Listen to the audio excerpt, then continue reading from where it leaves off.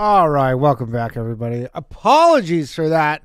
We're starting the after show a little early and a little different. I know it looks different, but we can switch it back. The Wi-Fi went out at the. Is it a conspiracy? I don't know. Is it? But the fucking Wi-Fi. Thanks very much, everybody. For joining me. We got a free Patreon episode this week, I guess. We're opening it up for the people. Sorry about that. Yeah, legitimately my Wi-Fi. I wonder if there's some sort of way I can set up like a contingency internet so that it automatically pairs to like my phone's data. I don't even know. Does anybody care? I don't know. Is there a coincidence that the Wi-Fi goes out when we're talking about all this spicy Sandusky stuff? I don't know. But we're here. All right, we got a call. Hello. Hey, Danny. It's Maurice again. What's up, dude? Hey. Yeah, just rejoined the stream. I do want to answer your question. I just heard about you asking for contingency stuff. Yes. I'm a software engineer guy. Okay. If you get one of those like mobile hotspots in like Verizon or T-Mobile cell, you could set up your computer so if your main Wi-Fi goes down, it auto connects to that mobile puck. I use a MacBook. So I have a MacBook Pro. Can I just have it where if it like loses the Wi? The problem is once it loses the connection, I think YouTube has a thing where like in 2 seconds it just times you out, and that's just the end of the stream. Well, you can have it that like if your connection starts getting a little weak, you know how streams will say like low quality, kick over. Because it was having that tonight, and I'm like, it can't just be because I'm on Skype. Like that cannot be using that much bandwidth, just like a Skype call. And are you on Wi-Fi or like are you hard wired in? No, I'm on Wi-Fi. We don't even have the option to be. I mean, I don't know if I could be hardwired because I'm on a laptop. With the Macs, you could get Thunderbolt to Ethernet connectors. Oh, okay. And then, you know what? That's probably a pretty good idea. I probably should just do that from now on. It makes worlds of difference. Yeah, you know what? That's a good idea. I'm going to make a note for myself. Thank you, Maurice. I'm going to get the Thunderbolt. For sure. Because, yeah, that is a good idea. All right, well, we're back. We lost 90% of the people, but it's fine. It's how it goes. All right, Maurice, anything you want to talk about? One conspiracy that's pretty much been confirmed, but then a bigger one. Did you see like the ex Coca-Cola exec revealing how like Coca-Cola like paid all these like body positivity influencers to be like obese is racist if you say anything? No, I did not see that. I think his name is like Kaylee or Casey, something like that. Like he left Coca-Cola actually lobbied Congress to make sure sodas and like sugary drinks are on the food stamp program to make sure like poor people would always be addicted. Okay. Like it's pretty crazy if you see some of the files he published. Well, he's like a Coca-Cola whistleblower? He's a former exec and then just decided like fuck all this shit. Like you guys are being unethical. Oh, okay. I don't. Yeah, if you can. Let me look up his name. Yeah, point me if you find his name. I just actually made the stream. Kaylee Means, Calley Means. Calley. Kaylee Means. Kaylee. Hi, I'm Kaylee. Kaylee Means lifestyle habits. His Twitter has like a picture of him and his kid. Kaylee Means a picture of him. Yeah, I found him. Okay, I'll give him a follow. And so his thing is on the Messenger chain. She's okay. And so he used to work at Coca-Cola. Oh, he says, early in my career, I consulted for Coke to ensure sugar taxes failed and soda was included in food stamp funding. I say Coke's policies are evil because I saw inside the room. The first step in the playbook was paying the NAACP plus other civil rights groups to call opponents racist. And then he says, Coke gave millions to the NAACP and the Hispanic Federation, both directly and through front groups like the American Beverage Association. This picked up in 2011 and 2013 when the Farm Bill and soda taxes were under consideration. And then he goes on. Yeah, this is the campaign where it was like, there's no such thing as bad food or nutrition. Right. You know, obesity is all genetic. So that way, like, drink as much Coke as you want. It's chill. Yeah. Crazy. Yeah. The real conspiracy I want to talk about was the Vegas shooter that was just like memory hold.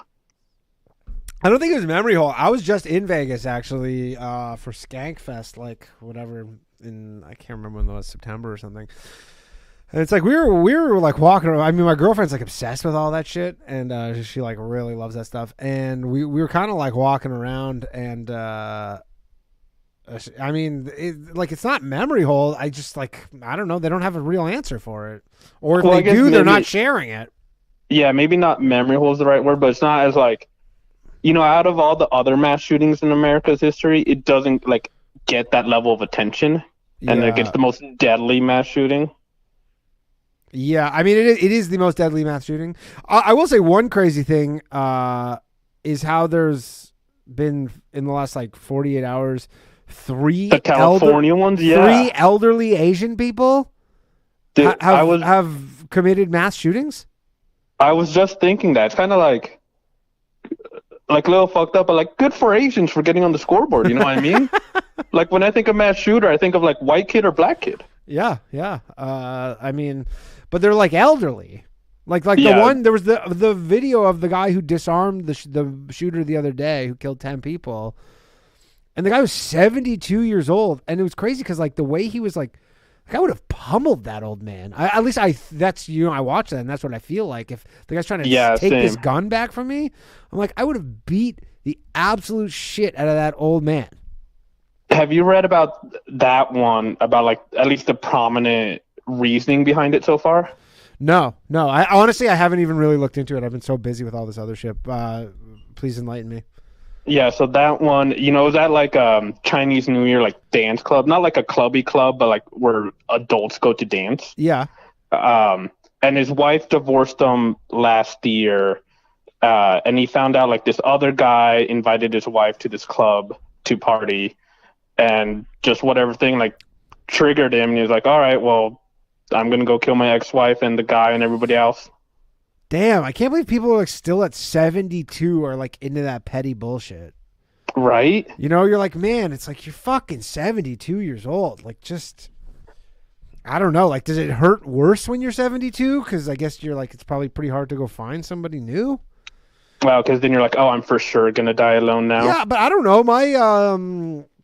My girlfriend, her aunt just got married, and she's like in her late 60s, and I think the guy she got married to is like in his 70s. I don't know, like it could be done, and they're like getting. I mean, not John Glenn. Is it John Glenn who just got married? The astronaut. Oh yeah. Oh no, is it Buzz Aldrin? Or Buzz Aldrin? Like he's like 94 and he just got married. Yeah. Well, I mean, he is an astronaut. He is an astronaut. Yeah, I don't think this old Chinese man can compare with Buzz Aldrin, but I mean, it can be done. It's probably like. I feel like if I was 72 years old and you're like, you got to get remarried, I'd be like, what's the point? I'll just die. Same. Like, if anything, I would just like, well, I'm about to die. Might as well, like, let me try heroin or like, get me some hookers or something. Sure. But I mean, I guess if you're 72, like, I wonder how much hookers could even do for you. I don't know. You always hear those stories of like Hugh Hefner or something. Like, you guys have Blue Chew as a sponsor. Yeah. No, we don't have Blue Chew as a sponsor. We've never had them. Maybe, oh, you did? No. We've never had Blue Chew as a sponsor. I don't know why. I think there's an issue with them in YouTube potentially. Oh, interesting. Is it because it's a substance? I think YouTube has all these rules about what type of advertisers you're allowed to have. Like that's how Steve Will Do It essentially lost his channel. Is from gambling. He was trying to like circumvent their gambling rules. You can't do like I think you can do CBD, but you can't do like Delta 8. You're not allowed to, even though it's legal. Like anything that's like weed, nicotine products are very are very forbidden on YouTube. YouTube's trying to be a fairly family friendly platform. Yeah. So yeah, those new policies fuck you guys where like in the first 30 seconds you can't say anything? Well, that's why I don't know if people have noticed, but not that I even make very much money off of low value mail. Like I don't. Like honestly, the ad revenue from it is like literally single dollars. But just for future purposes, because you never know, maybe like one day the channel will blow up and then people will go back to watch it retroactively. Yeah. But because that girl, like in the low value mail intro, she says fuck at exactly the 8-second mark. Like I went back and looked and it's exactly at the 8-second mark. And YouTube has a thing where if you have swearing within the first 8 seconds or 8 to 15 seconds, they often will demonetize the entire thing. So now I have a minute of just like that blinking low value mail background just to essentially circumvent that. That's so crazy. Definitely feel that YouTube is trying to be, I guess, more family. I mean, it makes sense for advertisers and stuff. It's just like they're trying to have the biggest advertisers and like, they want all the like, top tier advertisers. And I guess, that's it just doesn't feel like, like by name, it's supposed to be like you and like there's so many different type of people, so many different type of creators. Yeah. That it's just like shunning people. Yeah, I guess they just don't have different types of like I don't know how they bucket their advertisers in that way. So I'm not really sure how that works. But yeah, like the last Boys Cast, like with Kurt and Che, like we bleeped out a bunch of stuff at the beginning and people were like a lot of people were like, I hated listening to that, but it was to not get age restricted, because then once you get age restricted, less people see it. You need an account to watch it, like all that stuff. So, well, do you think that like how you do, you have like that minute of blank, like if everybody starts doing that and then everybody just clicks 1 minute into the video, of course, to like bypass all that? Yeah, well, I do it as a live stream, which I think is a little more normal, but I think for a scheduled podcast, it's a little weirder to just have a minute of nothing. Yeah, like because at least for my thing is like a minute is just gives people a little time to just like get in and settled in, get into chat, watch the show. But yeah, I don't know. All right, Maurice, you got anything else? No, just the Coca-Cola thing. If you want to look into that more, I appreciate the little hip on the hard wire thing, though. I'm going to try that because this is probably the fifth time that we've had internet issues, but I don't know. You know what though? It might not even be a solution because it might not have been the router that was the problem. It might legitimately be the actual internet. Just like Spectrum just sucks like that. Spectrum is the worst fucking internet on earth, and it's like the default internet. Like we don't have a second option. That's those monopolies and duopolies are the most infuriating thing for internet. It's crazy because it's like New York City. It has to do all with the type of building you're in. We're in an older building. The older buildings are just not wired. Like I live in my building that I live in Brooklyn with my girlfriend. It's a newer building, and I get like my internet is like 200 megabytes up and 200 down, and it's $35 a month. It's like insanely cheap. Our internet at the studio is like 200 megabytes download and 10 megabytes up or 20 megabytes, and it's like $100 because it's that's terrible. Yeah, it's insane. It's really insane. All right, Maurice, thanks, buddy. Yeah, later, man. Bye. Maurice, everybody. Yeah, the phone lines are open. We can if you have anything that you wanted to call and talk about. We lost our poll. I want to see if I can find the final results of the poll. I think it was about 60% of people said that their mind was not changed at all. At all is the operative term here, because obviously we would. And 40% said I guess they have some doubt, which again, for something like that, is beyond a reasonable doubt. So, John's doing some sort of work here. Hello. Yo, Danny, it's a restart. What's up, man? How you doing, dog? Not much. So just want to go back to the original crazy guy that you had on. Yep. So what is the benefit if he is right? Like, at this point, why does it even matter if he's right? Like, I don't think... Well, that's what... I think I asked him that, and he kind of, like, gave me... He's just like, well, because it's the truth. Made no sense. Well, he just said, he goes, because it's the truth. He's like that. He's like, if I'm right, then there's like an innocent man who's rotting in jail, who's like Justin. Well, I don't think Biden was elected president properly, but I'm not putting myself out there investigating the world. Sure. Well, this guy is a journalist by trade, so it's not like he's an engineer who decided to dip his toe into like journalism. He is a journalist. I mean, I am wondering, like, he said that the way he got onto this was that when it was in the news, he just was like, this is too unbelievable, which seemed odd that you're like, just like, I mean, I guess, I don't know. Like, as someone who I'm not a journalist, but if a story came out and I go, that is so unbelievable, it would end there. Like, I would just be like, that's my point. Like, who cares? And especially at this point, it's like, it seems like a kind of a dead subject. Well, I'll say, I mean, it is in a sense. Like, he does a podcast. I don't know if his podcast talks that much about the Sandusky stuff now, because I don't think there's any new developments. But all of his videos and stuff, they're all like 10 years old, 8 to 10 years old.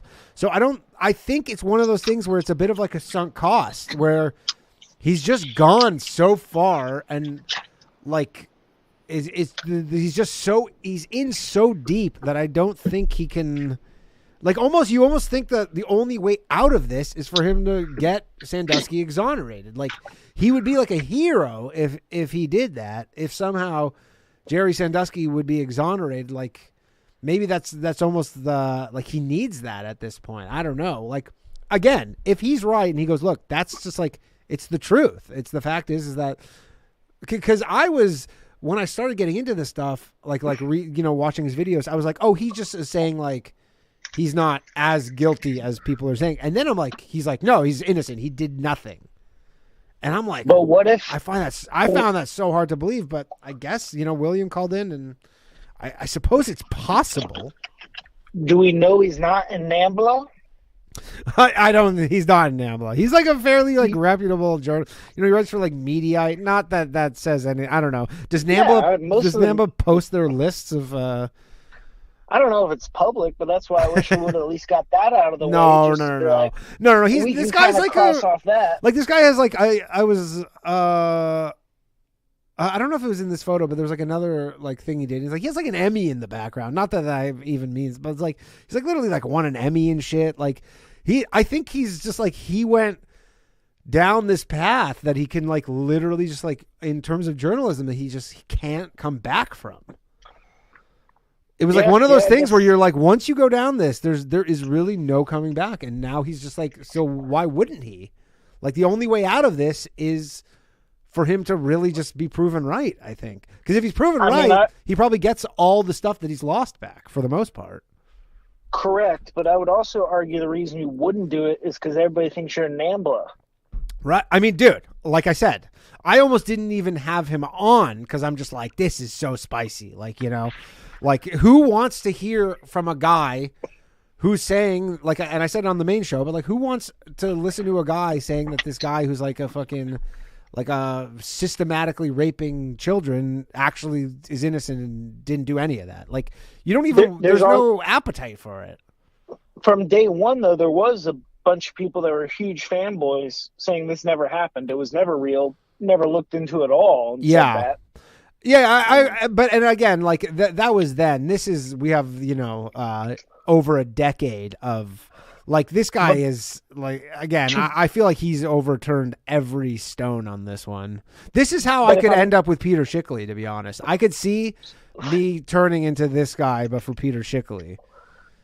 Which we're still waiting on that documentary. I can't get a hold of him. I honestly, I've emailed his children. Have you showed up to his apartment? That's the one thing I don't want to do. I guess I could. I'm like, I feel like... You show up with like a gift basket, like a comedy gift basket, and you're like, hey, I wanted to give you this and give you a little interview. Like, I honestly, I'm like, I feel like I've exhausted every... other than that, that's the only thing I have not done is shown up at his house. But, and again, I don't even know if it's his house. That might just be, it's like his merch address. Well, you got to drop off the merch. I'm hoping that he tweets. Actually, one of my things is I'm hoping that he tweets and then hopefully I can catch his eye by responding to a tweet. I don't know, but yeah, I was just wondering, like, why is that the hill to die on? Was my main thing. Honestly, I think a lot of people, ask that exact same question. Fucked up shit. We don't talk about the U.S. Liberty incident, you know. Yeah, of course. So much fucked up. I mean, we do on the Bathhouse. We were talking about it on the Bathhouse a few weeks ago. That's true. That was awesome. Yeah. Good call on you. But yeah, no, I get it. I mean, we don't. I don't know. Like I said, why this thing? I think he just it was something that for whatever reason piqued his interest, and he is, talking to him and watching the stuff. He is certain. He doesn't even say like I'm pretty sure. He goes, I'm certain he's innocent. Like. That logic, that means every fucking kid lied. Everybody in the whole thing lied. That's what he's saying. Yeah, he's saying they all got all these huge sums of money, and like, I find it personally hard to believe. Kids involved in stuff? What's that? Weren't the kids involved? I don't know. Like, that's the thing. I don't know this story that well other than the stuff I've watched. But I mean, someone in the chat was posting all the payouts that all the people got, and like they all got for testifying against him. Like, I think the lowest was like $4 million. And there was another conspiracy. There was another thing I was listening to as well with him, where he was saying that Penn State like couldn't get rid of Joe Paterno. Because like Joe Paterno was kind of like over the hill a bit as a coach, and they couldn't get rid of him because like you just couldn't fire. He was unfireable at the time because he was just like such a legend. So this was kind of like an out for them as well. Again, these are all theories. The reason that doesn't work is Bobby Bowden for FSU was the same way. They made him retire. Well, I guess that was the issue is they couldn't get Joe Paterno to leave. I don't know. I don't even know college football that well. I know who Joe. I know Joe Paterno. Before, it's all controlled by the CIA. So yeah, I don't even care that much. But I'm just like, what a stupid fucking hill to die on if that's your hill. Is at the end of the day. Yeah, but like I said, the other guy the Bone Valley guy who is like, it's he is choosing to be on this hill of like getting this guy who's like who murdered his girlfriend. He's like, this is my hill, but the problem is nobody's asking him to die on it. Like, he's not being required. It's not that crazy of a thing, I guess, where they're like, you need to die on this hill. It's just like, it's not as radioactive as, being a fucking... Yeah, defending a pedophile? Defending a serial pedophile. But it's like, this dude is potentially has murdered his girlfriend. It's not like he's a fucking... that's nothing. But nobody cares. We do have admission to... old man showering with a bunch of college kids. That's crazy weird no matter what scenario sure, but like he said, he goes, it seems like what he was saying is it's not like some shower with like these stalls and they're in these stalls. It's more like a bay of showers, like in almost a prison or something. Okay, and like, how many prison movies have you seen where the guard is showering with them? Right. That's what I'm saying. Well, I guess they're not saying... The scenario where he's in there makes no sense also. Don't get me wrong. I mean, I didn't even get to bring it up, but... So it was like really damning for him, but he did an interview with Bob Costas, which I guess I didn't consciously remember, but I guess I kind of regurgitated it. And then he asked him, he goes like, are you sexually attracted to young boys? And Sandusky goes... He repeats the question. Like, he doesn't just be like, no. He goes, am I sexually attracted to young boys? He goes, he's like, no. He's like, I mean, I'm attracted to boys in the sense that, like, I like hanging out with them, but, like, nothing set. Like, the answer was so fucking insane when you're being accused of something, like, so heinous to be like, you have to think for a second and then clarify. He goes, no, I'm not sexually attracted. I'm attracted in the sense that like I like hanging out with young people, but like not sexually. But he's like not Mambo sexually. Says, yeah, Mambo says the same shit. I mean, that's basically about raping young boys. Yeah, and don't get me wrong. Like I said, the whole thing was I was on the fence about even having him on as a guest.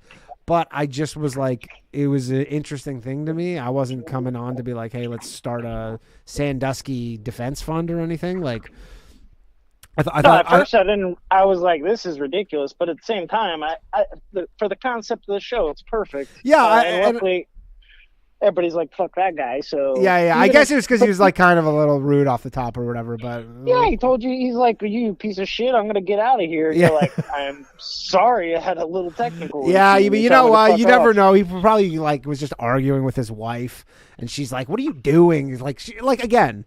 Like, I can't imagine his family is super pumped that he's still doing this shit. Yeah, like... His family's probably like, for the love of God, give this up. That's what I'm saying. So he doesn't even care about his family? That's what I mean. Like, this is... There's no way he's not an Ambler, basically. I don't think so. That I don't think so at all. I wish you would have asked that. You made us take the poll with all these questions. I know, but I couldn't ask them all. And then also, I'm like, that didn't seem like that was I wasn't going to ask him, are you an Ambler? Like, that would be ridiculous. Well, that would explain a lot. If he said yes, at least I'd know where he's coming from. I watched so many things of his. He's not, like, thinks that adults should be... with children. Like, it's not about that at all. He just thinks with children. No, he doesn't even think that either. He just thinks this is the greatest miscarriage of justice. He literally said it. He's like, this is the biggest one that he's ever encountered, read about anything in his life. That's the crazy thing. There's so much bigger ones. So many more bigger ones. That's why it's so confusing. I guess not to him. What a crazy guy. Yeah, I mean, but also, like, maybe there's a 1% chance that he's actually the most sane guy. Maybe. But then that goes back to my point of why does it even matter at this point? You should have just dropped it. Who gives a shit anymore? Okay, Penn State's a piece of shit. Like, what college is good? Well, I'll say why I guess he wouldn't drop it, like I said, is that I think it's his only way out, is that if he's proven right, like, I imagine there's people, like, colleagues and stuff who don't talk to him anymore. And, like, I would guess I could be talking about my ass, but I'm like, I can't imagine this had a positive effect on his career. Not at all. And that's where you shut the fuck up until you're proven right. And then you come out and say, look at all this crazy shit but he says he has that's right. Again, he says, he's like, I have all the proof. It's just like, you can't, there's the way that the justice system is set up where he's like, I can't do anything about it. But he's like, I have... In his mind, the way he frames it, he's like, I have all the proof. Which I understand, but I was shocked. He's saying every single person lied to him. Yeah. That's the conclusion of his argument, is that every single person went on trial lied. Possible, but God, that's so crazy. Again, which is why it was funny, because when I reached out to him and I go, like, I'm doing the show about conspiracies, and he's like, it's not a conspiracy theory. And I go, I know, but it is a conspiracy, though. It must be. If you're saying that 40 people independently lied or whatever, or however many, like, lied, I'm like, that does seem like that falls under. I mean, you think you'd have an email from somebody or something you could have pulled up or something. Yeah. I don't know. Nothing like that. So. Yeah. All right, well, that was my 2 cents. I wanted to all right, thanks, Tom. Just put out there that I'm convinced he's in NAMBLA, and just seems like a stupid hill. I don't think so. Like, honestly, go watch his videos. You're like it is. I agree, crazy hill to die on. But I think it's one of those things where you're like, he's gone too far. And then I don't know. Like, I guess if you were like started poking around and then you were certain you're right, you're probably like, fuck. I don't know. I probably shouldn't keep this. Like, the right thing to do. If you believe in like absolute like right and absolute wrong, I guess the right thing to do is what he's doing. Technically, I don't know. If you smoke enough meth, you'll believe anything. I also know that. Yeah, I don't think he's a drug user. He doesn't. Maybe that's the problem. Maybe he needs to chill out and smoke a joint or something. Yeah, I don't know. All right, thanks, dude. All right, see you, bud. That was a restart, everybody. Yeah, I agree. Wild shit. It's all right, so we got, how many people we got watching? This is a preview of the Patreon. This isn't really a preview of the Patreon, because normally with the Patreon, what we do is we remove, here we go, Joe the Lawyer. All right, we got another attorney here. Joe the Lawyer. How you doing, my man? Hey, Danny, how are you? I'm doing well. How you feeling? You sound better. I'm doing okay. A little bit of a cough, but otherwise fine. Okay. So I just wanted to play devil's advocate here for a minute. Okay. So from his point of view, it's like, yeah, it looks like, oh, there's 40 people. Are they all lying? But I'm sure that I hear most of the people who call in would probably say that, there were how many scientists, countless, who were lying about, the COVID vaccine. Sure. So, what the thing is, there are people that it was in their financial interest or whatever it is, and I can understand why, mind you, I don't believe this guy, but I don't subscribe to that, but I can understand why he would think that when you're in a certain mindset, and it's not impossible. Yeah. If people have a financial interest. For sure. I mean, people lie about stuff all the time. People, I mean, it's famously understood, I think, that your memory, the further you get away from incidents, like, can be greatly changed from like what actually happened. Like that happens a lot. Yeah, I don't know. Like again, I don't know. It is it just was one of those things. I was just so taken aback because I had just never heard that there was another side to this. Like that anybody was trying to like go out on a limb and being like, hey, there's way more to this story. Like, let alone that he was innocent. Yeah, I mean, also just the thing is, you have to hand it to him, the fact that he's willing to risk his career and everything for this. Because he has, like, he's like, there's no question that this has probably really done some pretty irreparable damage, if I had to guess. I mean, like, I'm someone that I think has, pretty good moral convictions, but if it came down to ruining my life and my family, I don't know if I would stick with it. Yeah. Like, okay, fine, just give me the vaccine. I want to, get out of the country. Of course. Of course. I mean, definitely. I think most people, at the end of the day, you operate in some sort of sense of self-preservation, right? And you say like, hey, this like maybe he is innocent, but I'm not willing to risk everything I have over that. Like you need to be in a certain position maybe to do that. I don't know. I agree. Yeah. It's I mean, again, I was shocked that there was even like when I saw his thing, Framing Joe Paterno, and I was like, Framing Joe Paterno, what the fuck? And then I click on his website and I'm like, holy shit. Like, and there's like all these documentaries. He's given all these interviews. And I was like, oh man, like this is not like some, and he was not like a crazy fringe guy. Like, he's like a pretty main, he's won an Emmy. Like he wasn't even like some crazy tinfoil hat out there dude. Like, I don't know. It is a wild story. Would you, so you were looking, I saw on Twitter for like different people to have as guests. Yeah. Do you think you'd be able to get Sam Bankman-Fried? Seriously? No. I saw you tweeted about that in the Caroline Ellison for female dating strategy. I mean, you're an attorney. I heard his initial first attorneys fired him because he would not stop tweeting, because I can only imagine how much extra work and just pain that causes them, and just all that stuff. But I mean, he had his Substack but I don't know. No, I mean, if he wants to call in, I will happily have him call in and ask him where the fuck my money is. I actually had a managing partner of the firm who embezzled a bunch of funds. How much? Like a really substantial number? Yes, but he was very, very smart about it. Okay. So it was technically legal. Basically, he was the managing partner, basically in charge of the firm. Then he had started another company in his wife's name as like a consulting firm, and just kept on sending them cases, paying exorbitant amounts of money from the firm's money to this firm that he secretly owned in his wife's name. And he got caught and left. But technically, he didn't do anything illegal other than like a conflict of interest. So right, so that's pretty clever. And he got to keep the money? He did. Oh, wow. Wasn't millions. Millions. So it was almost like worth it. Yeah, he hasn't worked since. And, what I'm also really surprised about is the fact that he was very much so an alcoholic. There was not an afternoon he did not smell like alcohol. And he still managed to pull this off. It's wild. It's impressive, I guess. I don't think Sam Bankman-Fried I could be wrong. It doesn't seem like he's going to be exonerated in a similar way. Just based on what I've heard, like the John Ray, the current CEO, who's essentially just going through the mess, said like it was one of the worst. Like just everything was so sloppy. Like it was essentially like if you just took 8 college kids and then had their business just blow up into a multi-billion-dollar enterprise like in a short period of time.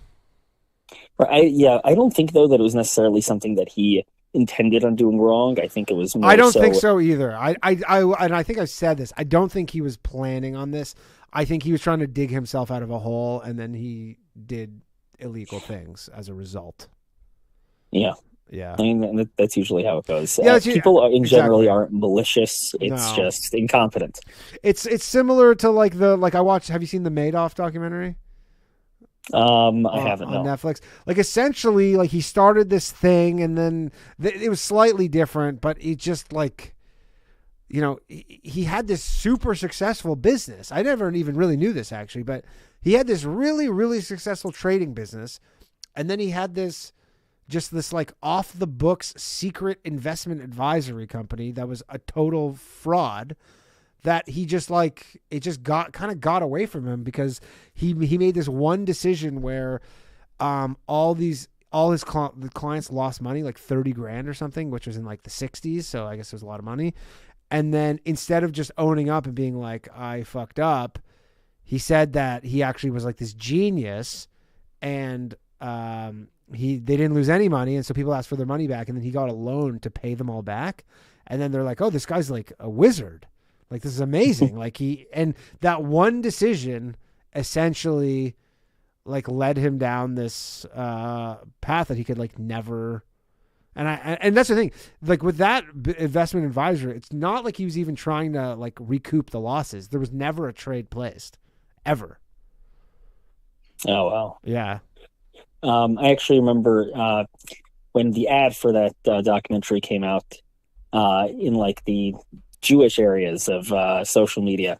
They were trying to accuse it of anti-Semitism because it had Madoff with like money and stuff behind. Like, see it. Was it a profile shot? I don't know.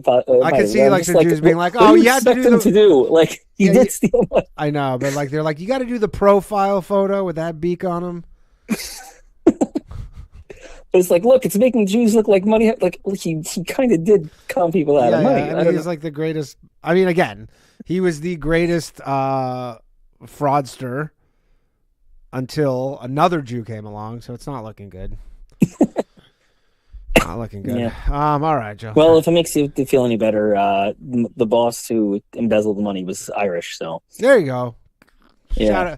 Shout out to the Irish in the chat and who's watching. You can do it too. They come in all shapes and sizes. All right, yeah. Joe. Thanks, man. Appreciate it. Take care. All right. How's Joe? Yeah,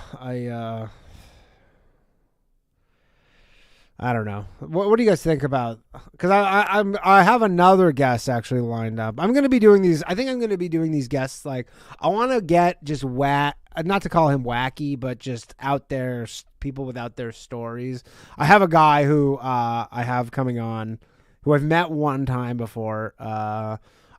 His name's Adam Green. He does this thing called No More News. I met him at a comedy show in California, in Irvine, and he's going to come on. We're going to chat. This guy tweets. He's not Jewish. He tweets about the Jews nonstop. It's all he tweets about. And we're going to chat at some point. Hello. Yo, what's up? Hey, it's Ryan Drew. How's it going? Hey, not too much. I'm just on my third beer, feeling a little tipsy. Nice. You didn't do a dry. I'm doing dry January for some reason. Oh, that's a smart. I've made it so deep though now that I've had. There were a couple instances where I was like and then I was like, no, I'm almost there. Yeah, I mean, you gotta have cheat days. Yeah. Well, yeah. I just I went so hard in December. Honestly, I think part of it was my New Year's. I went so insanely hard on New Year's Eve this year that I was like, I need this. You got to come down from that. There's easy, like though. photos of me on New Year's where I look like legitimately like so cracked out.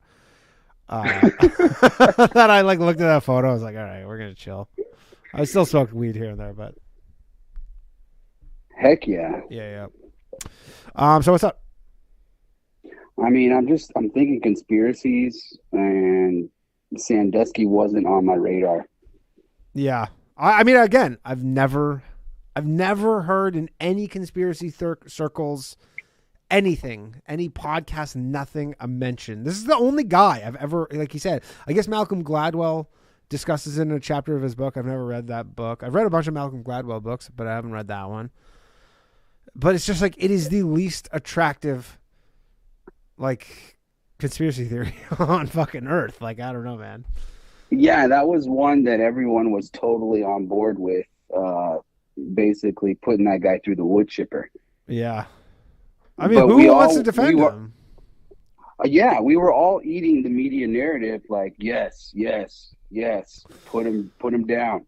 Yeah. And again, it's like, probably I would say 99% of the people who listen to this show think the media is full of shit. 100%. Right? So then you're like, okay, well, that's one thing in their favor. And, like there's a lot of things like when the guy lays it out, you go, yeah, I mean, I guess. But even like, and I'll say this because he does say it's like an emotional thing. And I'm like even when he does lay it out, I still don't want to side with him. I mean, like it's like a physical response where I'm just like, I do not want to side with Jerry Sandusky. If George Bush can kill JFK, then Bob Costas can help frame Jerry Sandusky. Yeah, I don't even think it was, but like Bob Costas, that was just like I think a small part of it. The Bob Costas, it didn't help him. That interview was really bad, but yeah, I don't know. Like, and again, and then imagine if you all the evidence and then you are wrong, like and then you go like, fuck, I was the guy who was like defending this dude who was like a fucking serial pedophile. Yeah, nobody wants to do that, but like the risks are so high. Yeah, high risk, but he's got nothing to lose too. I've never heard of this guy before until right now. John Ziegler or Jerry Sandusky? Ziegler. Yeah, I mean, but like he like go read. If you read up on him, like he was a journalist. It sounds like he was on a fairly good path career wise. He had a radio show in LA, like a syndicated radio show, and then it seems like this was kind of like the end of it for like a mainstream. Namble's got him on a new mission. Yeah, but I mean, another part of why I actually wanted him on too is because when I looked at the comments on his stuff on YouTube, people were generally pretty supportive of him. Like I think if the comments were all like, "This is fucking insane," like across the board, I probably would have just like moved on with it. But everybody was like, "Oh, this is like people were generally fairly supportive of it," and I figured like we talked about kind of some out there shit on the show. Gerard Perry says, "Wasn't his son a pedo too?" Yes, he was, but he didn't have any biological kids. Jerry Sandusky, they were all adopted. But very strange. Yeah, but also an easier mark in that regard. Gerard Perry says you have to be terminally online to know Ziegler. He's a Twitter plague. He's got a decent Twitter account. He posts some stuff I like.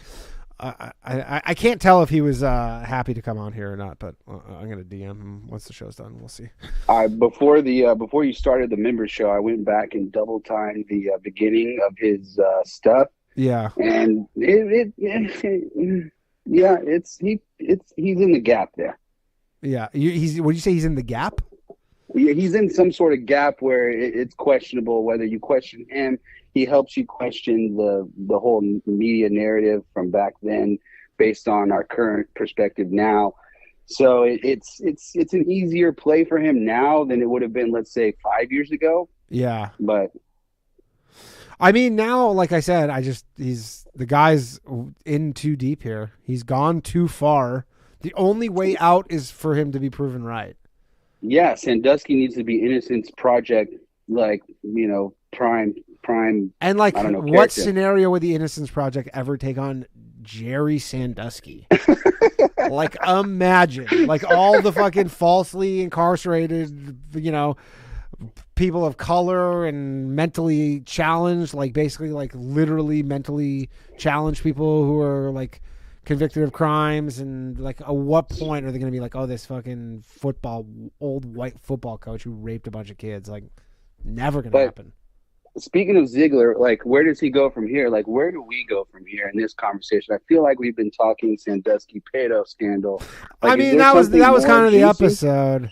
I don't think there's anywhere to go from here. I can't imagine. Like he said at the end of the thing, he's just like kind of waiting for him to die. Because he's like, I don't know what else. That's the only way that this story really ends, is that either Jerry Sandusky dies or the people who got paid out these huge sums of money come forward and say that they lied, but then they'd probably have to give the money back and are in trouble. So you can't imagine that will ever happen. That's never going to happen. I don't know. The whole thing is fucking bizarre. There's no question. Like I assumed it was like some pretty open and shut thing, but again, I used to trust in the media. Like, to be honest, at that time, like if you asked me what was my trust in the media in 2008, 2010, I would have been like, why would they lie? I was like, probably 89% would be my confidence level in the media. 89%. Yeah, and it's maybe like 20 now. Oh yeah, it's less than that. Or whatever, you know what I mean? Like, but at the time I was like, I don't know, fairly trustworthy. Like I mean, like I remember at that time, like I would go, a couple times a week, log on to CNN.com, see what the news was, and like now I say that I'm like, that's insane. Like, yeah, where do we get news now? Twitter is the only news source. You get it directly from the source. There's like, you can verify it on Twitter. I can't see. I mean, CNN, if you go look at news on CNN, it's what was on Twitter 2 days ago for the most part. Right. Or you go to like a YouTube aggregator podcast, someone who just talks about the news. Mm-hmm. But it still starts on Twitter because most news stories, like the place they start is generally always on Twitter. Like almost always. Like if someone sees something crazy, like it gets on Twitter before anywhere. Yeah, why do I feel like it's just you and me talking and like no one else is listening? This is weird. I like it though. It's not though. No, people are listening. We got 100 people listening. I guess I just went from watching YouTube and then we jumped forward, I guess, like however many minutes the delay is. I'm not sure what that is. Yeah. I don't know. Anyways, cool. Thanks for calling. Appreciate it. I'm gonna let someone else call in. Hell yeah. Good talking. Yeah, you too, bye. Yeah. Great Restart says my news comes from Mark Dice and Memeology. Someone was asking me about the Tim Pool Crowder stuff, the Crowder Daily Wire thing. It was so weird. That was one of the weirdest stories in my orbit because I honestly didn't care. And I felt like I should have, and I was looking at it and he's like, I got offered $50 million and here blah blah blah, and then Jeremy Bourne, and I watch him and I go I should care. Crowder's trying to tell me personally I should care, and I'm just like, I don't care. Hello. Hey Danny, people in the comments were asking, do you have an opinion on the Crowder contract? Dude, I was just talking about it. There must be a delay. I must have talked about it just on the delay. Yeah, I was just talking about it. I really didn't care about it. I felt like I was just saying, but like a lot of Twitter was like, "This is the biggest deal in the world," and I was like, "Is this the biggest deal in the world?" Sounds like a guy got offered a deal. He didn't like it. He keeps trying to act like, "Oh, this is nothing. I'm not trying to use this for any sort of personal gain. I'm just trying to help the people coming after me and like the movement." Like he keeps saying that contract is like hurting the conservative movement, which is like saying like music contracts like hurt music. Like, I don't know. I don't think so. Like there's still fucking Twitter, and like if you have good content, like you can make it for pretty much nothing and distribute it for free. So how long has YouTube been paying you, Danny? That's my question. How long has YouTube been paying me? Yeah. Well, what did YouTube and the Daily Wire have to pay you to have that take? The Daily Wire pays me nothing, although they did post a sketch of mine like 5 years ago, which got me a lot of views on that one sketch. But I could tell like I probably made on YouTube all of last year, I would say like $4,000. So That's what you need. That's what it takes to buy Danny Polishek. That's the price tag. If we're gonna put, you should have held out for $50 million, man. Like, yeah, I don't know. Do you think? Do you have a horse in this race between the two of them? So I love both. I subscribe to Daily Wire, All Access, and Mug Club. Yeah, I will say the Daily Wire. The most impressive thing was I'm like, oh shit, Daily Wire's like making moves like that. That was, I guess, one of the things where I like, oh wow, like Daily Wire is willing to offer someone. That was what, for 4 years. It is. I do have some issues. I think Crowder has some points on this. Like he would be making as much money as Connor McDavid. Who? It's for the Canadian fans. The greatest hockey player in the world, and okay, true. The but most also, dominant athlete in with sports contracts, that kind of just goes right into their pocket. Yeah. This was his entire production budget with, the shows he does and everything. Oh, so it was closer to like how Howard Stern's deals are. Yeah, it was like fixed revenue at like $12.5 million per year. Yeah. To do his show, so I think that a big part of why they went through the whole thing is it just made everyone fixate on that point. But I think the two big issues that I have is that, one, they kept referring to like the term sheet as like a conversation starter. Yeah. And I do like kind of multi-million-dollar deals like this, not in entertainment, but for other things. A term sheet's not like the first thing that you do. Usually a term sheet's when you go to your lawyer, you say, listen, like, this is how we'd like it to look. Sure. This is how we'd like the deal to kind of shake out. You probably have discussions, like actual just discussions beforehand. Right. The business people come to us and they're like, this is kind of what we had in mind. I think that like the point of why Daily Wire and probably this is Standard Entertainment jumps to a term sheet is because it locks in the structure of the deal. Yeah. And then they kept saying like, well, like, you could have redlined it. They mentioned like they wanted it to seem kind of like a joint venture. Well, you can't redline an IP licensing agreement like that into a joint venture. Okay. It's just too different the way you would structure it. Yeah, like they're just so different. So I think it's kind of predatory for them to be like, this is where we start, but also then like, you're locked into this. It closes down that. So you're saying Daily Wire was predatory on Crowder? And I in think general. so. I mean, I find it hard to believe, though, because I imagine that the Daily Wire contract that they gave him would be similar to one that Jordan Peterson received. Somewhere in the ballpark, you would think, and I don't know. Like, I guess is it predatory, though, if they go, like, these are our terms? I don't know. This is what we need to do a deal. If you don't like it, don't do it. Like,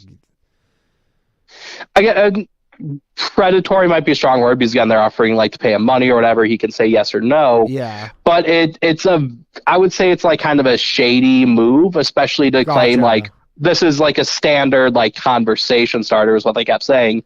It's really not. Right. It is a tactic to start being like, we're putting this on our terms, and it's very forward of them. Yeah. Like that's not standard. Would you go as far as just saying it's unethical on their part? I wouldn't say unethical. I'd say shady. Just shady.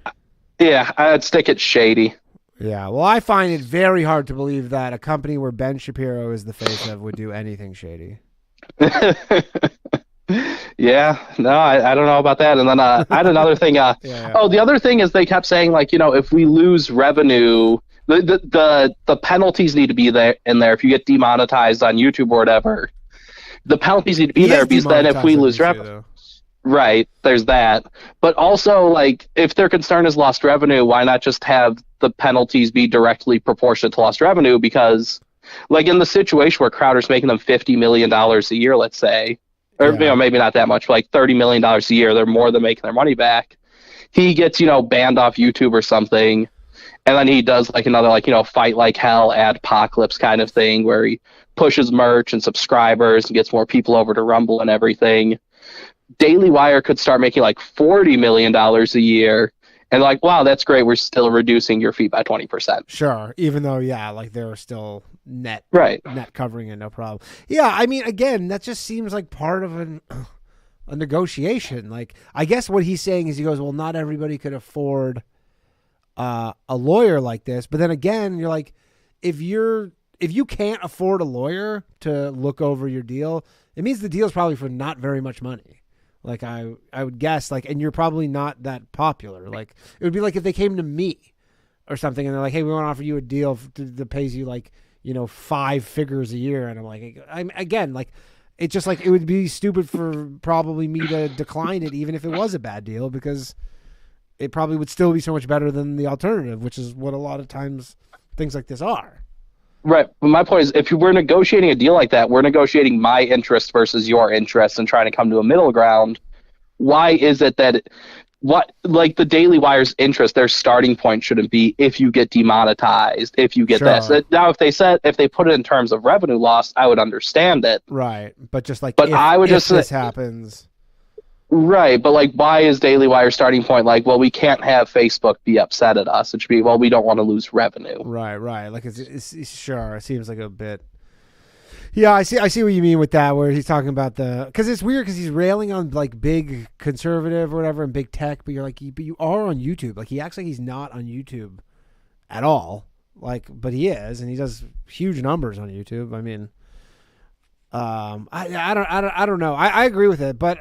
Like, I don't know enough about. I haven't followed it enough to know. Like, did they have any sort of? Didn't they have a counter where it was like $140 million or something? It's been said. It's Jeremy kind Boring of contradicting.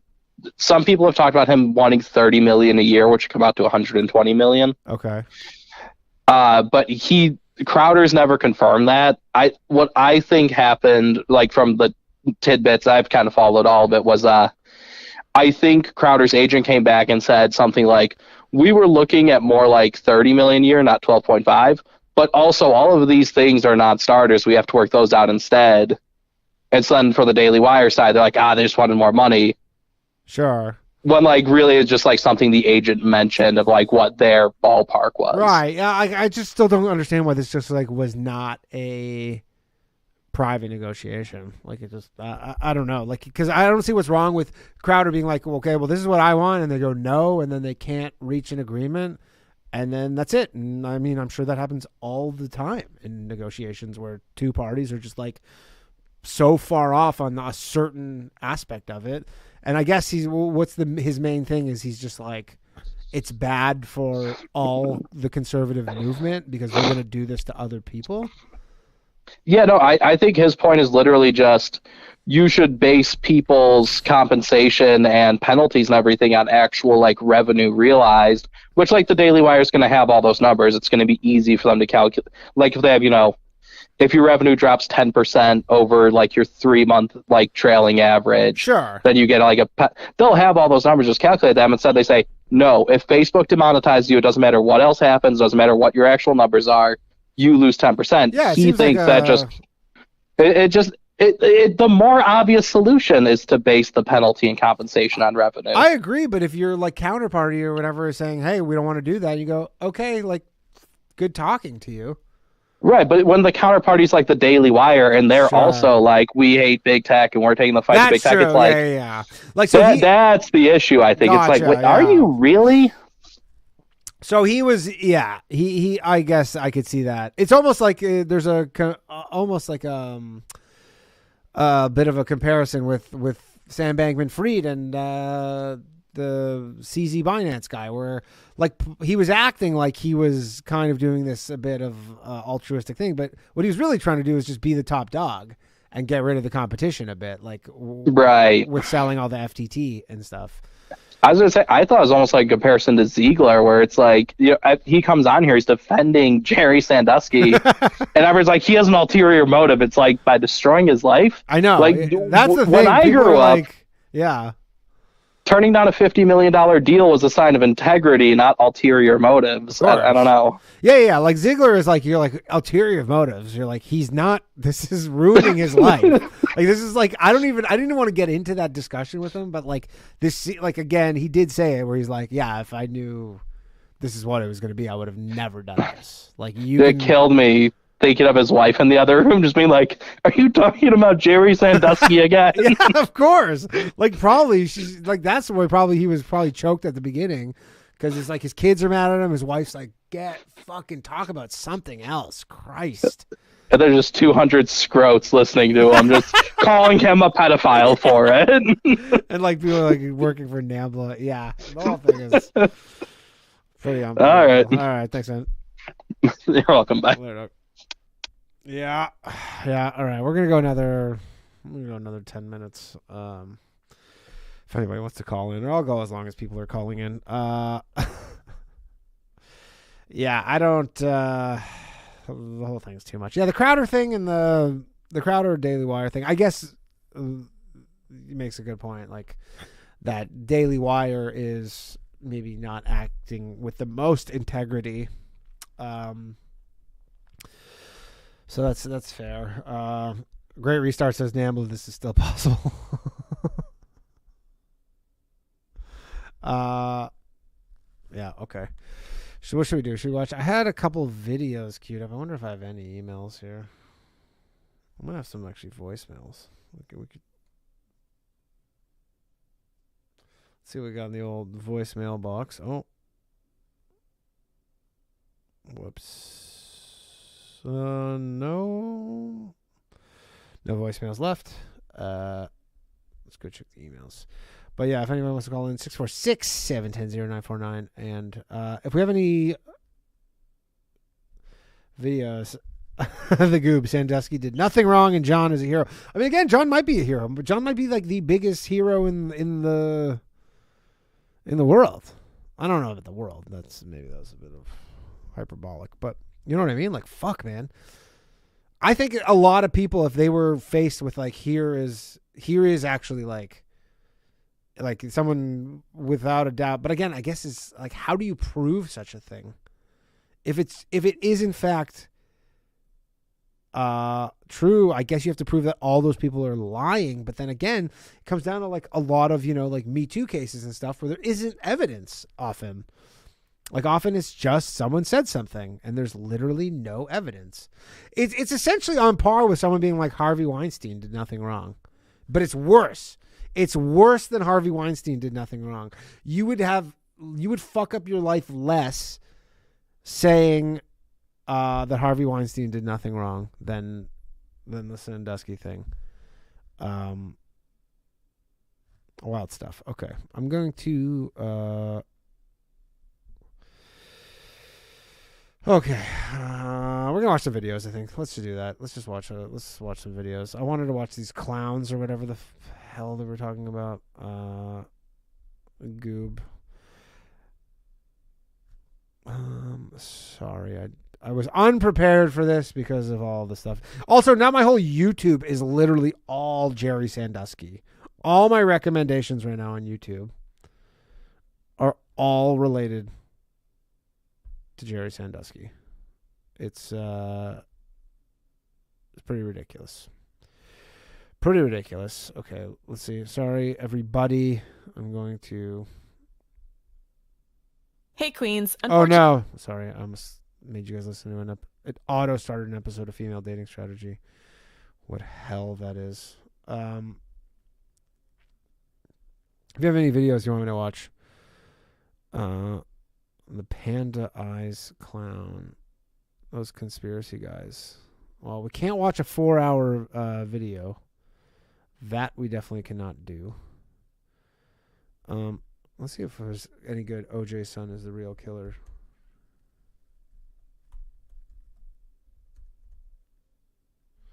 Oh, there is a documentary about O.J. Simpson's son. Okay, we got Joe the lawyer back. We can talk to him while I figure this out. What's up, Joe? Hey, just wanted to. This is not related to anything. Sure.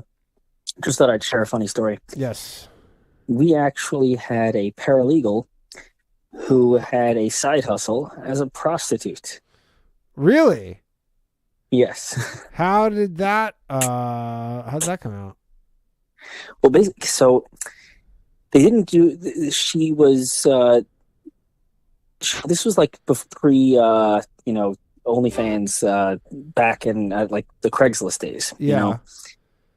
And our firm is like on the 10th floor, so no one ever takes the stairs. There's the elevator. She would just excuse herself and would go into the stairwell where she had a John waiting. Wait, she was turning tricks at work? Yes, yes. What? At work. That seems pretty insane. No one ever used the stairwell. It was, so she thought, When was this is this? great. And this was back in, I have to say, this is like 7 years ago. Okay, so like not that long ago.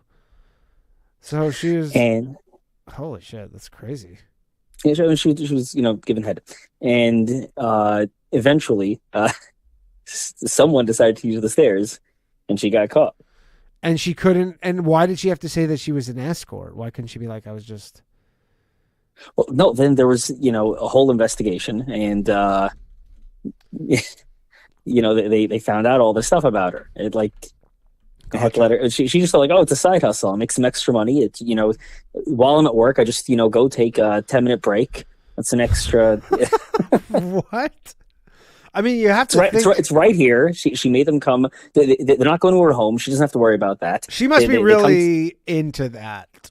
Like, I feel like some people are like, drug addicted, but you're like, I imagine like, you can live on a paralegal's salary. It's not and health insurance and everything. Yeah. So this sounds like it's one of those things where this actually got maybe her off to just blow random dudes in that. I don't know, like, what's the explanation? Because like you probably, if you wanted to dedicate your life to that, could probably make way more money than a paralegal. I don't know what she looked like, I guess. Was she like, attractive? No, she wasn't attractive. She was not? No. Okay. All right. Well, then maybe not. I mean, even, I don't know. What does a paralegal make? It depends. Anywhere between, like 30 and 50. Okay. Yeah, so it's not like insane money. Right. So maybe like between, maybe she could make another 50. That's crazy. Was this in the news at all, or was this like a? No, this wasn't in the. We handled this quietly. We did not want this to get out. It's not quiet anymore, Joe. Yeah.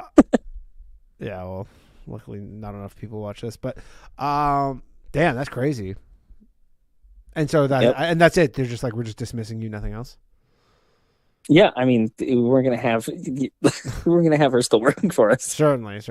Yeah, I guess you. And did she do anything illegal? I guess prostitution's illegal, but yeah, any sort of harm. And also, I feel like if it had been some like not on company time in the company building, maybe things might have gone differently. They would have. You think there was a chance she could keep her job? I don't know. No, not if. I mean, I feel like you bring. I mean, if you say something wrong on Twitter, you can lose your job. I guess, but I feel like I think this was like before all that. I feel like if she'd gotten caught by a friend or whatever, or even another coworker, like somewhere else, I don't know if it ever would have, she had a wild side or whatever. Like it wouldn't. I don't think it would have came back to that. Yeah, that is fucking so crazy. I wonder what she's doing now. I have no idea. If you had to bet, do you think she's doing a regular job or is she prostituting? Probably a regular job. I mean, I'd have to imagine you wouldn't want to. I don't know why you'd want to give up something that has like healthcare and all that, like stability. Yeah, especially like COVID probably killed prostitution. Probably. Maybe. I feel like the people who are doing in that line of work, though, are generally not very risk averse. People who are in that line of work or use the services of prostitutes, I feel like that's a very small risk in the grand scheme. But anyway, I just thought I'd liven things up with a fun story. That's a good one. Thanks, Joe. Okay, thank you. Molasses said, make a poll whether the Tennessee cop is going to have an OnlyFans. Maybe. She has. I actually shot a sketch today. I don't know if it's going to work out, but it's basically a body cam of her arresting me. But like it's supposed to be like a body cam video of her making an arrest. And I'm going to like put it like it's like a news source uncovered this body cam footage, and then just ends up with her like wanting to do a bunch of other cops coming over and do a gangbang. But it does look like actual body cam footage too. but I just don't know if it's gonna 100% work out. Okay, you know what? I'm gonna wrap this up. I feel exhausted from everything, but thank you very much. I appreciate you. I'm glad. For the most part, people like the guest. I think I'm gonna be doing that. I'm gonna try and get like a guest like once a month. I think that's a good number. Get a guest once a month. Some of them are going to be wacky. I mean, I'm going to try and have them all wacky because at the end of the day, that's interesting, I think. That's my guess. Okay. Thanks very much, everybody. I'm sorry the Wi-Fi went out. I'm going to take Maurice's advice, try and find a contingency here, hardwire this bad boy so that doesn't happen again. I don't even know that necessarily will work, but I'm going to try it. Nighttime Conqueror says, I like the guest. Okay. Appreciate you all. Have a good night, everybody. I will catch you tomorrow night. New episode of The Bathhouse, 10 p.m. Sunday. I'm blanking. Sunday, more FDS. Sorry about that. Although, if you caught the last one, it was actually pretty fun. I think I'm going to have more guests on FDS as well because some of my friends. Lev was broken. He was a broken man by the end of it. And I enjoyed it. Okay.